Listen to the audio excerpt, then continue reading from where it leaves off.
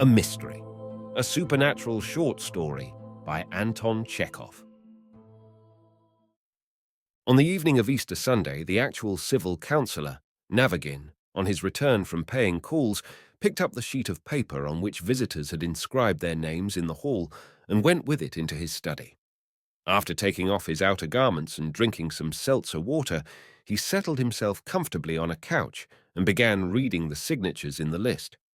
When his eyes reached the middle of the long list of signatures, he started, gave an ejaculation of astonishment, and snapped his fingers, while his face expressed the utmost perplexity. "Again," he said, slapping his knee.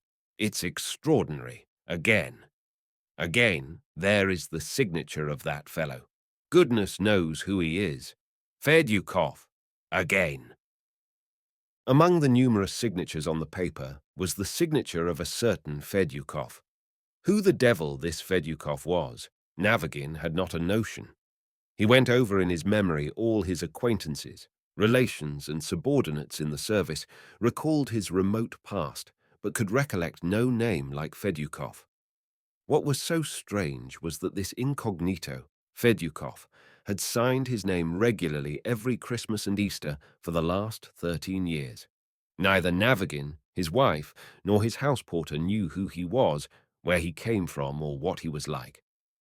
"It's extraordinary," Navagin thought in perplexity as he paced about the study. "It's strange and incomprehensible. It's like sorcery." "Call the porter here," he shouted.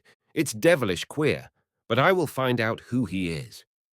"I say, Grigory," he said, addressing the porter as he entered, "that Fedyukov has signed his name again. Did you see him?"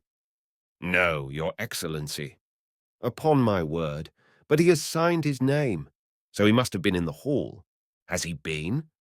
"No, he hasn't, Your Excellency." "How could he have signed his name without being there?" "I can't tell."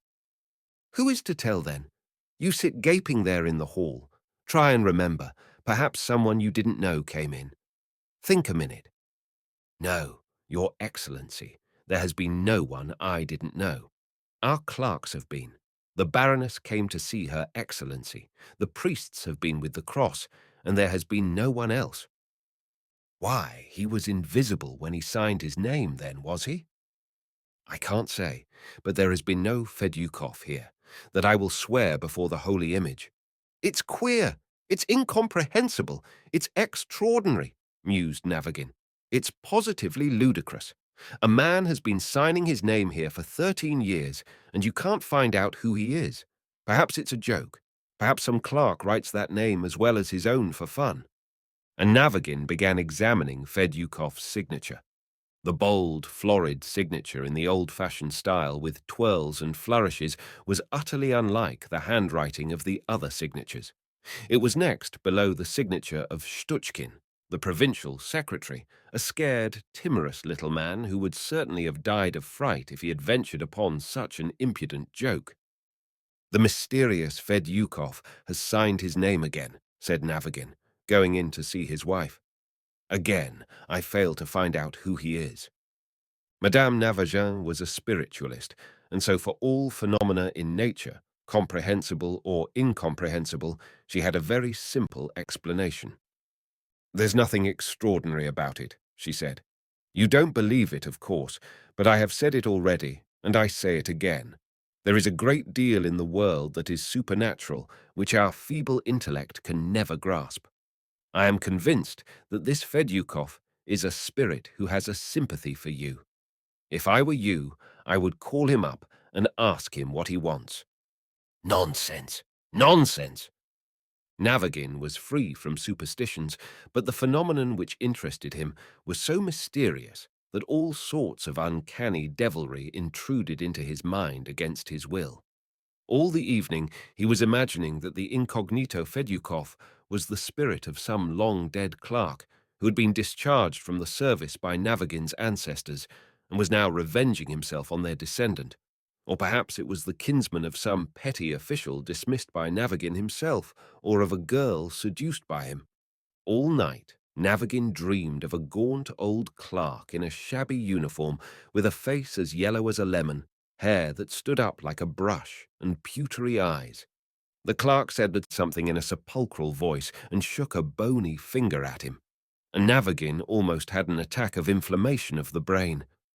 For a fortnight he was silent and gloomy and kept walking up and down and thinking. In the end, he overcame his skeptical vanity, and going into his wife's room, he said in a hollow voice, "Zina, call up Fedyukov!" The spiritualistic lady was delighted. She sent for a sheet of cardboard and a saucer, made her husband sit down beside her, and began upon the magic rites. Fedyukov did not keep them waiting long. "What do you want?" asked Navagin. "Repent," answered the saucer. "What were you on earth?" "A sinner." "There, you see," whispered his wife, "and you did not believe." Navagin conversed for a long time with Fedyukov, and then called up Napoleon, Hannibal, Askotchensky, his aunt Klavdia Zaharovna, and they all gave him brief but correct answers full of deep significance.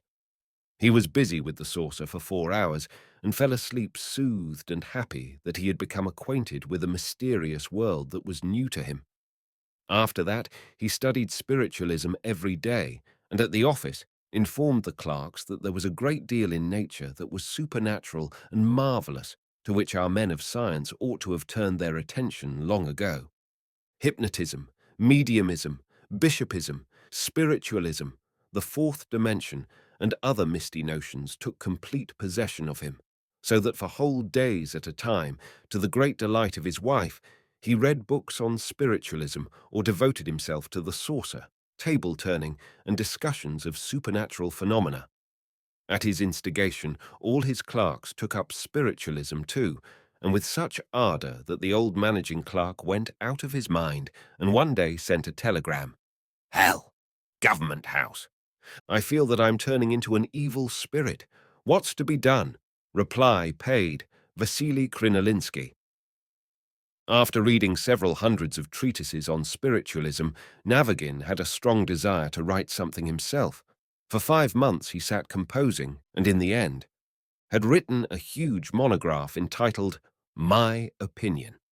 When he had finished this essay, he determined to send it to a spiritualist journal. The day on which it was intended to dispatch it to the journal was a very memorable one for him. Navagin remembers that on that never-to-be-forgotten day, the secretary who had made a fair copy of his article and the sacristan of the parish who had been sent for on business were in his study. Navagin's face was beaming. He looked lovingly at his creation, felt between his fingers how thick it was, and with a happy smile said to the secretary, "I propose, Philip Sergeyich, to send it registered. It will be safer." And raising his eyes to the sacristan, he said, "I have sent for you on business, my good man. I am putting my youngest son to the high school, and I must have a certificate of baptism. Only could you let me have it quickly?" "Very good, Your Excellency," said the sacristan, bowing. "Very good, I understand. Can you let me have it by tomorrow?" "Very well, Your Excellency. Set your mind at rest. Tomorrow it shall be ready. Will you send someone to the church tomorrow before evening service? I shall be there. Bid him ask for Fedyukov. I am always there." "What?" cried the general, turning pale. "Fedyukov." "You are Fedyukov?" asked Navagin, looking at him with wide-open eyes. "Just so, Fedyukov." You signed your name in my hall?" "Yes," the sacristan admitted, and was overcome with confusion. "When we come with the cross, Your Excellency, to grand gentlemen's houses, I always sign my name. I like doing it. Excuse me. But when I see the list of names in the hall, I feel an impulse to sign mine." In dumb stupefaction, understanding nothing, hearing nothing, Navagin paced about his study. He touched the curtain over the door, 3 times waved his hands like a jeune premiere in a ballet when he sees her, gave a whistle and a meaningless smile, and pointed with his finger into space. "So I will send off the article at once, Your Excellency," said the secretary. These words roused Navagin from his stupor. He looked blankly at the secretary and the sacristan, remembered, and stamping his foot irritably, screamed in a high, breaking tenor. "Leave me in peace! Leave me in peace, I tell you! What you want of me, I don't understand." The secretary and the sacristan went out of the study and reached the street while he was still stamping and shouting, "Leave me in peace, I tell you! What you want of me, I don't understand." The secretary and the sacristan went out of the study and reached the street while he was still stamping and shouting, "Leave me in peace! What you want of me, I don't understand. Leave me in peace."